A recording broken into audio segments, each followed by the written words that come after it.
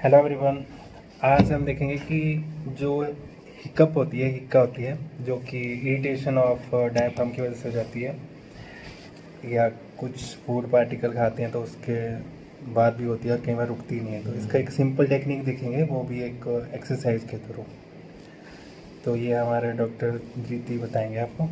तो इसमें सबसे पहले क्या करना है, जो कि अंगूठे हैं हमारे, वो नोस्ट्रियल्स बंद करने हैं अंगूठे से, और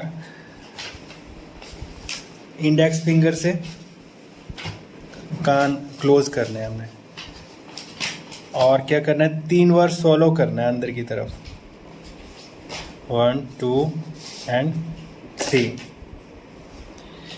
ठीक है, ये रिपीट करोगे तो इंस्टेंट रिलीफ मिलेगा। और इसमें एक और है, इंडेक्स फिंगर से दोनों कॉलर बोन के बीच में प्रेस करना है 4 to 5 टाइम।